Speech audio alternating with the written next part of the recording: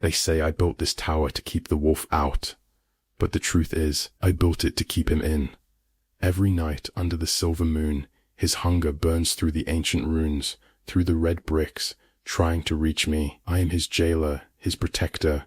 He is my captive, my curse. And tonight, I might just let him free. What happens when the thing you're sworn to contain becomes the only thing you crave? Chapter 1. The Scent of Silver.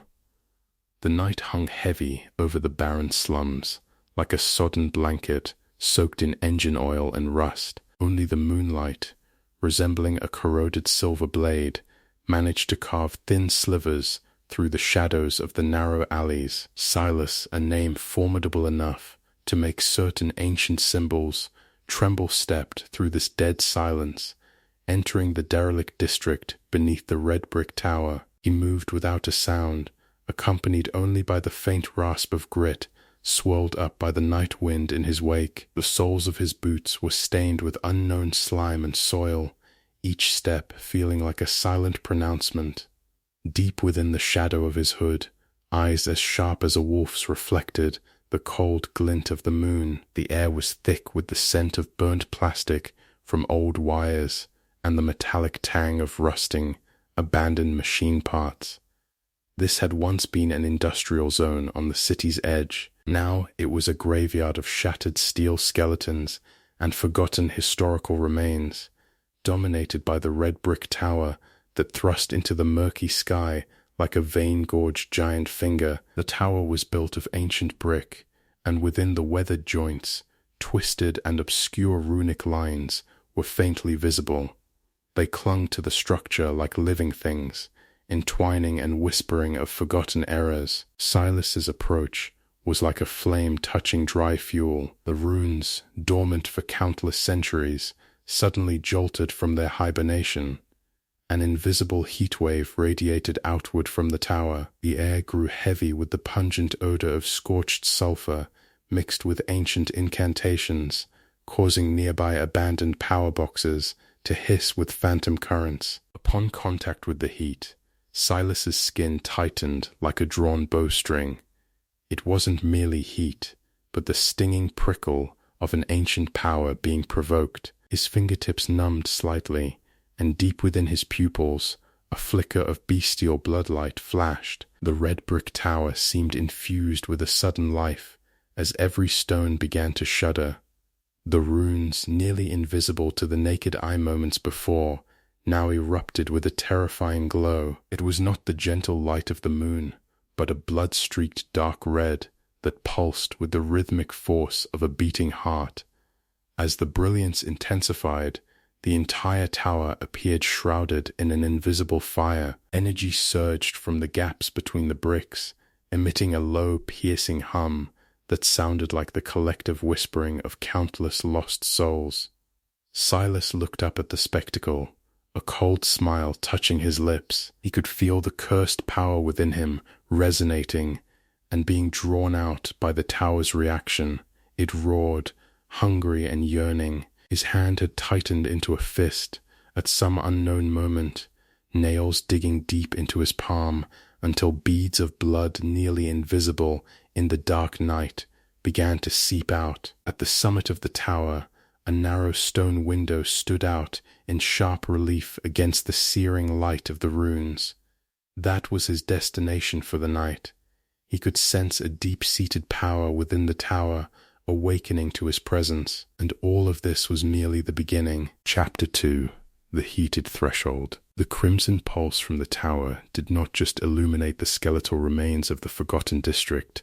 It hammered at the air itself, a low, resonant thrum that vibrated through the cracked asphalt under Cylas's boots. He found the source of the resistance, a colossal iron gate, rusted to the color of dried blood, barring the path deeper into the tower's forgotten heart. Its bars were thick as a man's forearm, interlaced with what looked like dead, twisted vines of metal, but they hummed with a dormant power that mirrored his own cursed blood. Behind the gate, bathed in the tower's malevolent glow, stood a figure, small, almost swallowed by the vastness of the decaying structure, yet radiating a stillness that felt more potent than any barrier. was Ayla, the guardian girl. Her silhouette was framed by the flickering light, highlighting the soft curve of her jaw and the heavy braid of her hair. Her eyes, even from this distance, held an ancient weariness, though her posture remained unwavering. She looked like a ghost guarding a tomb, yet her presence thrummed with life. Cylas approached, his boots crunching on loose gravel. The air grew colder, a sharp, metallic chill that was more than just the night. It emanated from him, a byproduct of the curse that gnawed at his core, making the hairs on Ayla's arms stand rigid. "So the legends are true," Cylas's voice, a low rumble like shifting tectonic plates, scraped against the silence. It was a voice designed to ensnare, to ripple through bone and stir primal fears, yet it was laced with an undeniable dangerous charm, a guardian for a forgotten gate. Ayla did not flinch. Her gaze, cool and appraising, met his. "This gate holds more than just a wall." Her voice was soft, a counterpoint to his own, yet it held an unyielding clarity. "And you, Wolf Prince, bring a chill that even the deepest winter doesn't know." He smiled, a predatory flash of teeth in the dim light.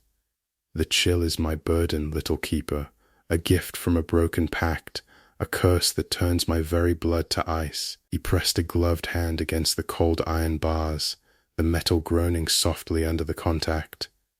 "Don't you feel it? The frost creeping through the steel? It numbs everything it touches." His eyes, glinting like polished obsidian, held hers. "But some curses have simple antidotes. A touch, a flicker of warmth to thaw the ancient frost." He slowly, deliberately pulled off his glove, revealing a hand scarred and pale, but powerful.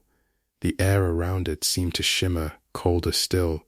"Reach out, little guardian. Touch me. Let your human warmth banish this cold, even for a moment." Ayla's breath hitched, a faint mist in the frigid air. Her eyes flickered from his exposed hand to his intense gaze. She knew the tales and the ancient rites. She felt the magnetic pull, the raw, animalistic energy radiating from him, a dangerous song that resonated with something deep within her own guarded heart.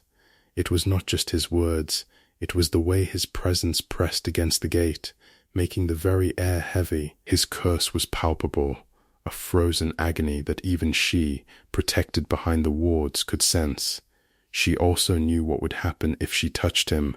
The seal was not just on the tower, it was on him. Her touch, imbued with the ancient magic of her lineage, could break it. "You speak of warmth, but all I feel is ice," she said, her voice a little breathier now, betraying the tremor in her resolve.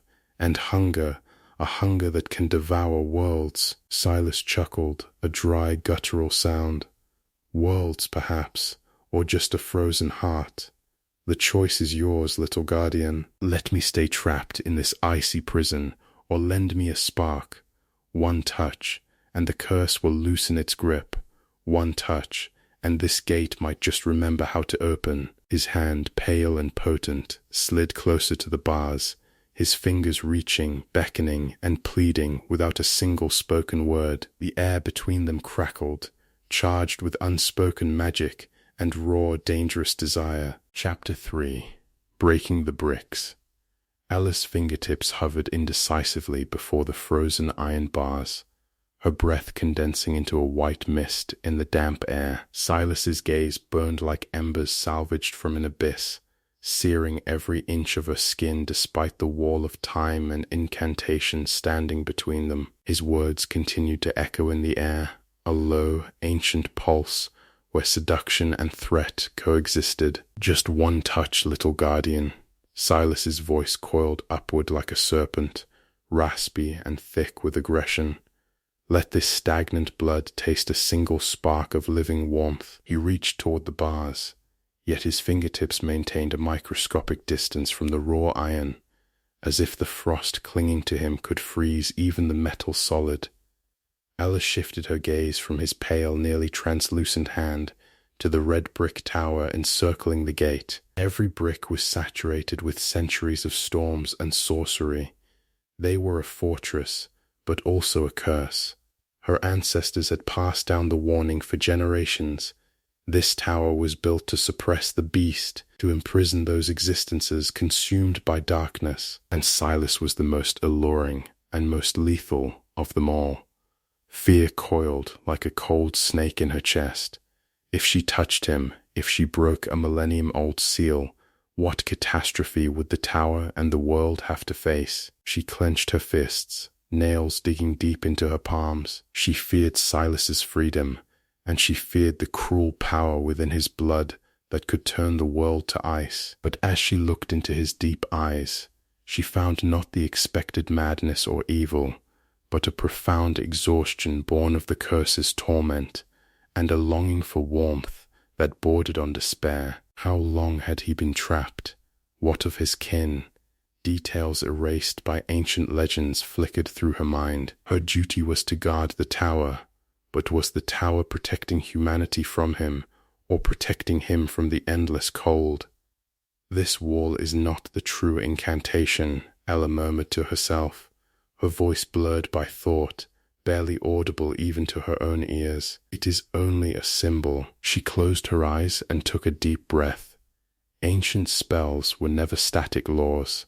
They were living things, projections of intent and soul. The true seal was not the red brick or the iron gate, but the deep-rooted fear in human hearts, the warnings whispered through generations, and the obsession with equating the beast with evil. Her fear was the final chain allowing this curse to endure. Ayla snapped her eyes open. Her gaze no longer wavered. It focused on the nearest red brick.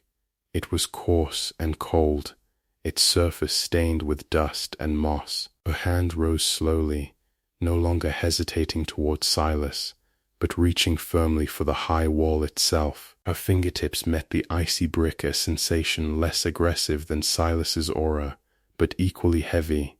She felt a faint pulse, originating not from the wall, but from her own palm. An ancient, nearly forgotten power was awakening within her.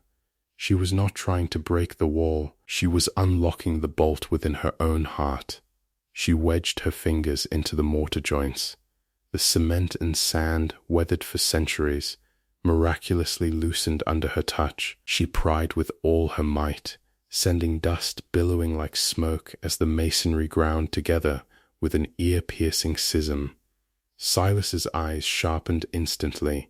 He took a step forward, his breath hitching as he watched her every move. Dust smeared Ayla's face, but her eyes remained exceptionally clear. With a final surge of strength, she wrenched the stone free. A single red brick peeled away from the tower's structure, carrying the weight of time and the remnants of old spells before thudding heavily onto the ground. A dark, hollow void took its place. From that small opening, a faint, almost imperceptible warmth began to seep out like a long-smothered signal of life. That's the end of today's story, but the journey has just begun. I'm X9 Text Lord.